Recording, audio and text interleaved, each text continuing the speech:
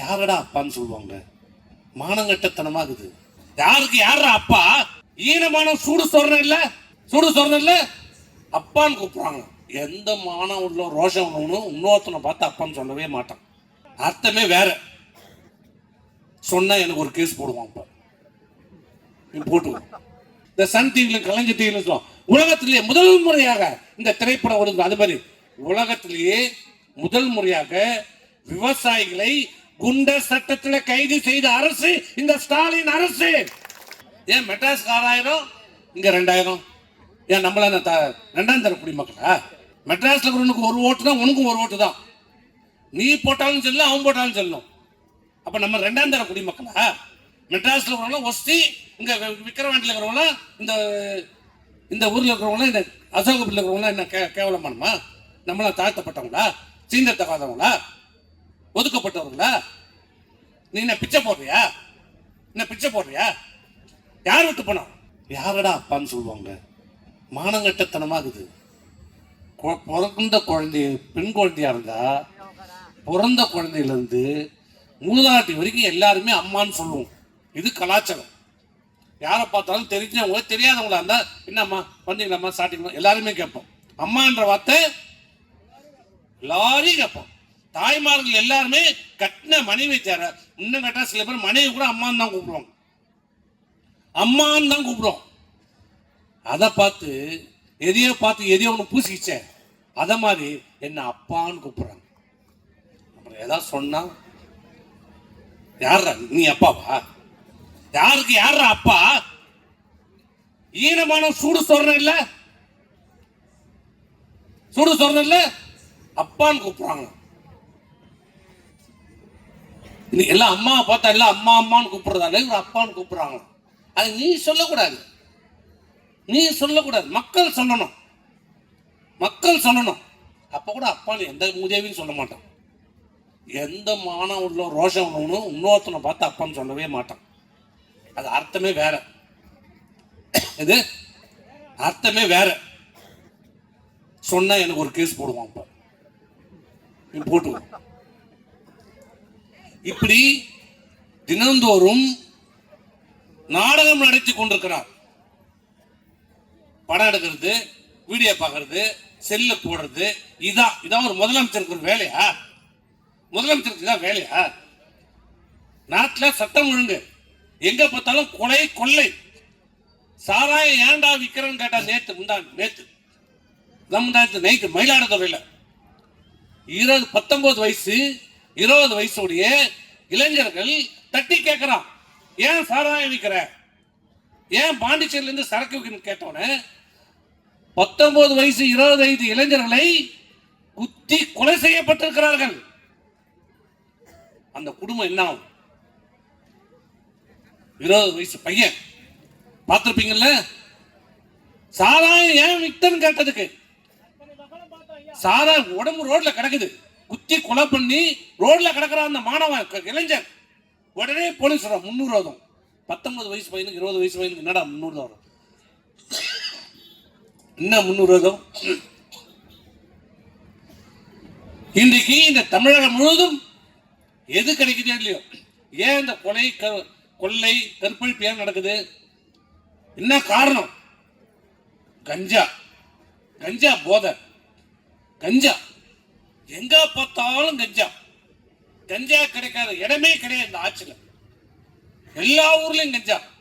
கோயில் வாசல்ல, பள்ளி வாசல்ல, மசூதி வாசல்ல, சர்ச்சு வாசல்ல, எல்லா இடத்துலயும் கஞ்சா. கஞ்சா சாக்லேட், கஞ்சா எண்ணெய், கஞ்சா ஊசி. நம்மளாம் ஒரு காலத்துல வரைக்கும் கஞ்சா செடி தான் கட்டுக்கிறோம்.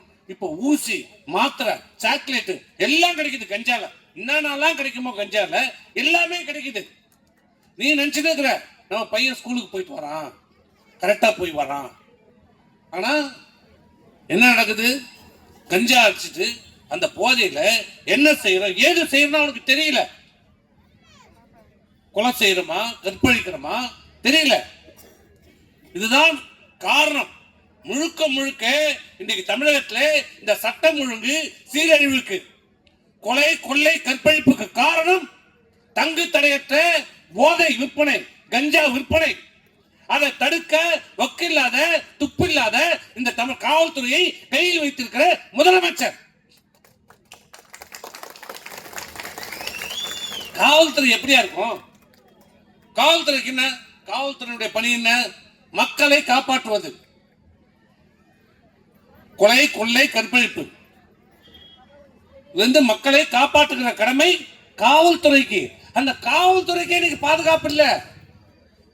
காவல்துறை காவல் நிலையத்துக்கு உள்ள பூந்து பெண் காவலரை அடித்து உடைக்கிறான்.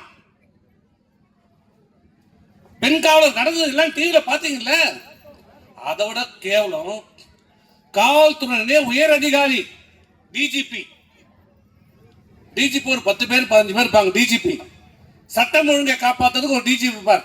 நல்ல டிஜிபி. தமிழ்நாட்டுக்கு இது வரைக்கும் தமிழக வரலாற்றிலே கிடைக்காத ஒரு டிஜிபி சங்கர் ஜிவான் ஒருத்தர் இருக்கிறார். அவர் வந்ததுக்கு அப்புறம் தான் இந்த தமிழ்நாடே இன்னைக்கு இப்படி இருக்குது. போதை கலாச்சாரமா மாறி. அவரை போன்ற அவருடைய தகுதியை போல டிஜிபி அவருக்கு ஒரு லேடி பெண் டிஜிபி. அவருக்கு என்ன அதிகாரம் இருக்கிறதோ அதே படிப்பு, அதே பதவி. ஒரு பெண் டிஜிபி கமலா நாயக், கல்பனா நாயக், பெண் டிஜிபி. பெண் காவலர்களை தேர்ந்தெடுக்கிற அந்த துறையினுடைய தலைவராக இருந்திருக்கிறார். போலீஸ், எஸ்ஐ, இன்ஸ்பெக்டர் தேர்ந்தெடுக்கிறாங்க பாருங்க. அந்த தேர்ந்தெடுக்கிறதுல அந்த கல்பனா நாயக் பெண் டிஜிபி, உயர் அதிகாரி, தமிழகத்திலே உச்சபட்ச அதிகாரி பொறுப்புல இருக்கிறாங்க.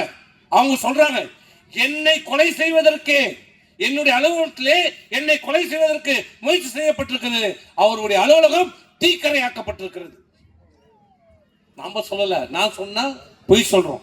யாரு? அவங்களே சொல்லியிருக்காங்க. யாரு? அந்த டிஜிபியே. என்னை கொலை செய்வதற்கு இந்த காவல்துறையிலே தேர்வு செய்யப்பட்டதிலே முறைகேடு நடந்திருக்கிறது, தவறு நடந்திருக்கிறது, இடஒதுக்கீடு கடைபிடிக்கப்படவில்லை என்று சுட்டிக்காட்டிய காரணத்திற்காக என்னை கொலை செய்வதற்கு நான் அமர்ந்திருக்கிற இறக்கையிலே தீ வைத்து கொளுத்தப்பட்டிருக்கிறது. நான் கொஞ்சம் காலதாமதாக சென்றதால் நான் உயிர் தப்பியிருக்கிறேன் என்று சொல்றார். அப்புறம் எங்கேயா உங்களுக்கு சாதாரண மக்களுக்கு பாதுகாப்பு? காவல்துறையை சேர்ந்த உயர் அதிகாரி, பெண் அதிகாரி கல்பனா நாயகி அவர்களுக்கு ஒரு பாதுகாப்பு இல்லை போது சாதாரண மக்களுக்கு, உங்களுக்கு எப்படி இந்த ஸ்டாலின் அரசு பாதுகாப்பு கொடுக்கும்? இதுதான் இந்த ஆட்சி நடக்குது. யாருக்கு எந்த நன்மையும் இல்லை. விவசாயிகள் பிரச்சனை எல்லாம் தீர்ந்துருச்சா? எல்லாம் தீர்ந்துருக்காரா விவசாயிகளுக்கு? உங்களுடைய பொருட்களுக்கு விலை கிடைக்குதா?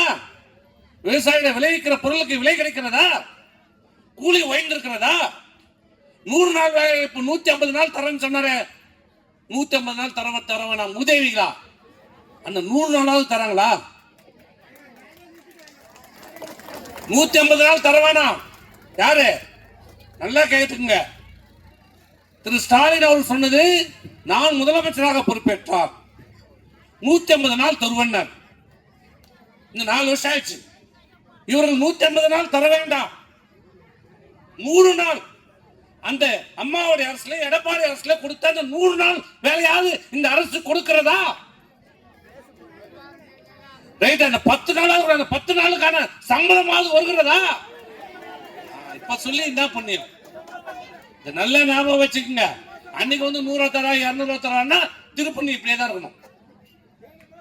எல்லாத்தையும் மனசுல வச்சுக்கோங்க, எல்லாத்தையும் வச்சுக்கோங்க. இன்னைக்கு ஆளுகின்ற திமுகவுடைய அரசு ஆணவம் அகமாவத்தில் உச்சத்தில் இருக்கிறது. பணத்திமிர், அதிகார திமிர், ஊடகங்களை கையில் வைத்துக் கொண்டிருக்கிற திமிரிலே நாம் வெட்டி போட்டு விடலாம் என்ற ஆணவத்தில் இன்னைக்கு இந்த அரசு இருக்கிறது. மக்களை பற்றி கவலை இல்லை, தாய்மார்களை பற்றி கவலை இல்லை, விவசாயிகளை பற்றி கவலை இல்லை. உலகத்திலேயே இதுவரை பல போராட்டம் நடந்திருக்கு.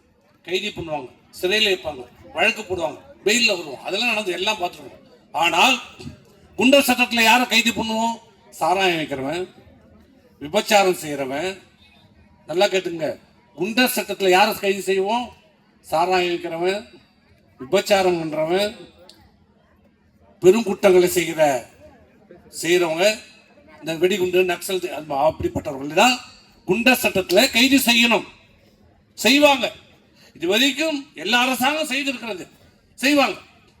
ஆனால் முதல் முறையாக இது சொல்லுவாங்களே, இந்த டிவியில் பார்க்கணுங்களே, உலகத்திலேயே முதல் முறை என்ன படம் சொல்லுவாங்களே, ஒரு வசனம் சொல்லுவாங்களே, உலகத்திலே முதல் முறையாக இந்த சன் டிவியிலும் கலைஞர் டிவியிலும் சொல்லுவாங்க, உலகத்திலேயே முதல் முறையாக இந்த திரைப்படம் வருது. அது மாதிரி உலகத்திலேயே முதல் முறையாக விவசாயிகளை குண்டர் சட்டத்தில் கைது செய்த அரசு இந்த ஸ்டாலின் அரசு. என்னையா பண்ணா அந்த விவசாயி? என்ன பண்ணா? நான் பாடுபடுற நிலம், என் நிலத்தை எடுக்காத, என் நிலத்தை எனக்கு கொடு, என் நிலத்தை பறிக்காத, எனக்கு அதுதான் சோறு போடுது, அதுதான் என்ன வாழ வைக்குது, அந்த நிலத்தை பறிமுதல் செய்யாதன்னு போராடுறான். வேற என்ன சொன்ன? வேற ஒண்ணும் கேட்கலாமா? என் நிலத்தை எடுக்காத, என் நிலத்தை எனக்கு கொடு, நீ அதை பறிச்சு முதலாளிக்கு கொடுக்காத, பெரிய பெரிய அதானி பெரிய பெரிய கம்பெனிகளுக்கு கொடுக்காத. நான் எங்க போவேன்? நீ கொடுக்குற இந்த 50,000 20,000 10 நாள் 20 நாள் செலவு பண்ணிட்டு அப்புறம் நான் எங்க போறது? நான் எங்க வேலைக்கு போவேன்? என் பசங்களை எப்படி காப்பாற்றுவேன்? என் குடும்பத்தை போராடுறோம். நீ கொடுக்காட்ட போ, இல்ல கைது பண்ணி விட்டு. ஆனா அப்படிப்பட்ட விவசாயிகளை குண்டர் சட்டத்தில் கைது செய்த அரசு இந்த ஸ்டாலின் அரசு. விவசாயிகளே நன்றாக ஞாபகத்தில் வைத்துக் கொள்ளுங்கள். இப்படி அனைத்து தரப்பு மக்களையும் சரி, அதுதான் ரைட்டு. தாலி குத்தம் எல்லா திட்டத்தையும் தான் நிறுத்திட்ட. ஆடு மாடு பசுமை வீடு மிக்சி கிரைண்டரு லேப்டாப்பு எல்லாத்தையும். அந்த தாலி என்னையா பண்ணுச்சு? தாலிக்கு தங்கம் கொடுத்தாங்க அம்மா. எவ்வளவு? 1 பவுன். இன்னைக்கு என்ன 1 பவுனு? சொல்ல நீங்க தான். இன்னைக்கு எவ்வளவு 1 பவுனு? இதை மட்டும் தெரிஞ்சு வச்சுக்கோங்க, மற்றதெல்லாம் தெரிஞ்சுக்காதீங்க. இந்த நாட்டில் நடக்கிறது இந்த அரசு பண்ற அயோக்கியத்தனம் பத்தி எதுவும் கவலைப்படாதீங்க. தாலி தங்கம் மட்டும் 65,000 ரூபாய் விற்கிறது தெரியுது இல்ல? வாங்க முடியுமா உங்களால? இன்னும் 2 வருஷத்துல 1 லட்சம் ரூபாய் ஆயிடும்ன்றான். இந்த ஆட்சி விட்டு போகும்போது, இந்த ஆட்சி நீங்க வீட்டுக்கு அனுப்பும் போது 1 பவுன் தங்கம் 1 லட்சம் ரூபாய் ஆயிடும்ட்டான். இன்னைக்கு அடுத்த வருஷம் 2026ல 1 பவுன் தங்கம் 1 லட்சம் ரூபாய் ஆக போகுது. இந்த நிலையிலே தங்க விலை ஏறிட்டு போனோம். அப்ப அம்மா 1 பவுன் தங்கம் கொடுத்தாங்க. அது மட்டுமா கொடுத்தாங்க? 50,000 ரூபாய் பணம் கொடுத்தாங்க. நீ படிச்சிருந்தா அப்ப என்னாச்சு? 65,000 பிளஸ் 50,000 1,05,000 ரூபாய். அதே 26ல என்ன ஆகுது? 2026ல 1.5 லட்சம் ரூபாய். யார் தருவான்? யார் தருவான்? உங்க அண்ணன் தம்பி தருவானா? வீட்டுக்குள்ளே வராதன்னுவான், காலை உடச்சிடுவான். அப்படி மீறி போனா அவன் தோட்டத்து பக்கமா ஓடிடுவான். யாரு? 100 ரூபாய் மொழி வைக்க மாட்டான். யாரு? 100 ரூபாய் மொழி வைக்கிறதுக்கு மனசு வராது. ஆனா அம்மா 1 பவுன் தாலிக்கு தங்கமும் 50,000 ரூபாய் பணமும் கொடுத்தாங்க. அதை ஏன்டா நிறுத்துனீங்க?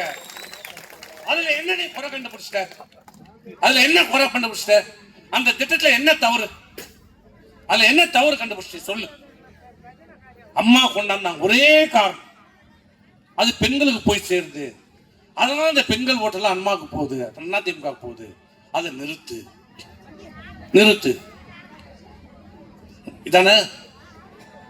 இதான் இந்த அரசு. அதிமுக அம்மாவுடைய அரசு கொடுத்த அத்தனை திட்டங்களையும் பாரு, அந்த குடும்பத்திற்கு ஏதாவது ஒரு விதத்தில் நன்மையா இருக்கும், பயன்படுறதா இருக்கும், அவங்க வாழ்க்கையில முன்னேற்றத்துக்கு உதவுகிற திட்டமாக இருக்கிறோம். இவனை மாதிரி கலர் டிவி கொடுத்து குடும்பத்தை சீரழிக்கிறது இல்ல. கலர் டிவி கொடுத்து என்ன வாழ்ந்தது? அன்னைக்கு பார்க்க ஆரம்பிச்சீங்க சீரியல, இன்னும் பார்த்துக்கிட்டீங்க. கலர் டிவி கொடுத்து அன்னைக்கு கெடுத்தா அவங்கள, அவனை இவனை அன்னைக்கு ஆரம்பிச்சது இன்னை வரைக்கும் சீரியல் பார்த்துக்கிறீங்க. இதை தவிர வேற நாட்டுக்கு என்ன என் நன்மாட்டில் என்ன? அதே அம்மா கணினி கொடுத்தாங்க, லேப்டாப் கொடுத்தாங்க. கலர் டிவிக்கும் கணினிக்கும் வித்தியாசம் என்ன? உன் பையன் நல்லா படிச்சான், உலக அறிவை பெற்றான், அதுலயே சினிமாவும் பார்த்துக்கலாம், எல்லாத்தையும் பார்க்கலாம், எது வேணாலும் பார்க்கலாம், அவன் அறிவை வளர்த்துக்கலாம். ஆனா இவன் ஒரு 1,500 ரூபாய் டிவியை கொடுத்துட்டு 5 வருஷத்துல 8,000 கோடி ரூபாய் அந்த கேபிள் டிவி வாங்கி போயிட்டான். யார் கேபிள் டிவி நடத்துறது? இவங்க தான், சன் டிவி வாங்கி போயிட்டான். இதுதான் இந்த அரசு மக்களை பற்றியோ உங்களை பற்றியோ சிந்தனை இல்லாத ஒரு அரசு. முதல்ல நாட்டில் என்ன நடக்குது என்பது இன்னைக்கு முதலமைச்சருக்கு தெரியல. அவர் கற்பனை உலகத்தில் இருக்கிறார். இந்த உலகத்திலே அவர் இல்லை. இந்த உலகத்திலே இல்லை. அவர் மாயா உலகத்தில் இருக்கிறார்.